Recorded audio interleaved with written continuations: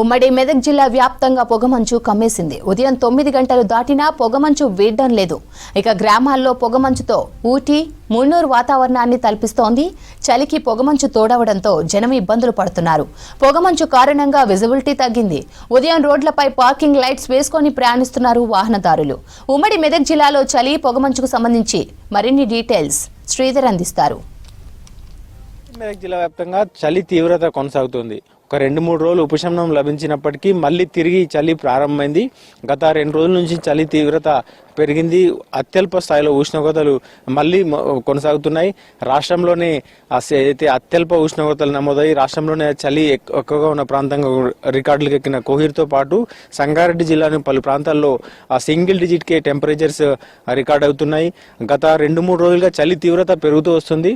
మొన్న ఒక 3-4 రోజుల నుంచి కొంత తగ్గినప్పటికీ మళ్ళీ 3-4 రోజుల నుంచి పొగమంచు పెరిగింది. పొగమంచుతో పాటు చలి తీవ్రత పెరుగుతుంది. గ్రామీణ ప్రాంతాల్లో ఇటు వ్యవసాయ పనులకు వెళ్లే రైతులు కావచ్చు, ఇటు ఆ టౌన్లలో ఇటు వివిధ పనులకు వెళ్లేవారు, తెల్లవారుజామున బయటకు వచ్చే అవసరం ఉన్నవారు పొగమంచు కారణంగా ఇబ్బందులు పడుతున్నారు. హైవేల పైన ప్రమాదాలు కొనసాగుతున్నాయి. పొగమంచు తీవ్రత పెరిగింది. చలి తీవ్రత ఈ చలికాలం ప్రారంభమైన నుంచి కూడా సింగిల్ డిజిట్కే నమోదవుతున్నాయి టెంపరేచర్స్. దాంతోపాటు అత్యల్ప ఉష్ణోగ్రతలు నమోదవుతున్న కోహిర్తో పాటు సంగారెడ్డి జిల్లాలో నారాయణఖేడ్ కావచ్చు, ఇతర ప్రాంతాల్లో కూడా సంగారెడ్డి టౌన్తో పాటు వివిధ ప్రాంతాల్లో అయితే 8-9 డిగ్రీల ఉష్ణోగ్రతలు నమోదవుతున్నాయి. రాత్రిపూట చలి తీవ్రత పెరుగుతోంది. తెల్లవారుజామున పొగమంచు పెరుగుతోంది.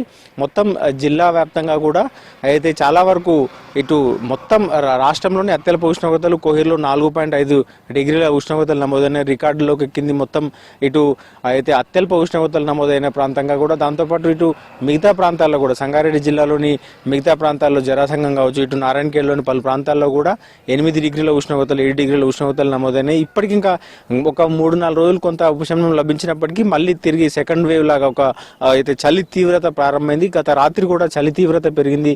చలి తీవ్రత కారణంగా జనం బయటకు వెళ్లాలంటే ఇబ్బందులు పడే పరిస్థితి ఏర్పడుతుంది. ప్రస్తుతం అయితే గ్రామీణ ప్రాంతాల్లో చెరువుల మధ్య మాత్రం ఒక కాశ్మీర్ వాతావరణం తలపిస్తుంది. చెరువుల విజువల్స్ చూడొచ్చు. చెరువుల పైన పొగమంచు అయితే దుప్పటి కప్పుకున్న విజువల్స్ చూడొచ్చు. ఇక్కడ సన్ రైజ్ చూడడానికి కావచ్చు, ఇటు అయితే తెల్లవారుజామున అంటే 9 వరకు కూడా తెల్లవారుజామున ప్రారంభమైన పొగమంచు తెల్లవారుజాము నుంచి ఇటు 9 వరకు కూడా పొగమంచు వీడడం లేదు.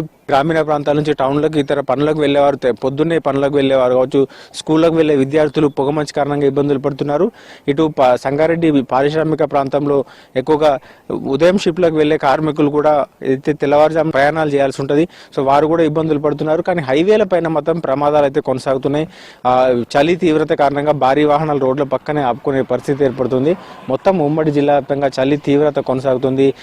అయితే ఉమ్మడి మెదక్ జిల్లాలోని ఇటు సంగారెడ్డితో పాటు ఇటు మెదక్ సిద్దిపేట జిల్లాలో కూడా చలి తీవ్రత కొనసాగుతుంది.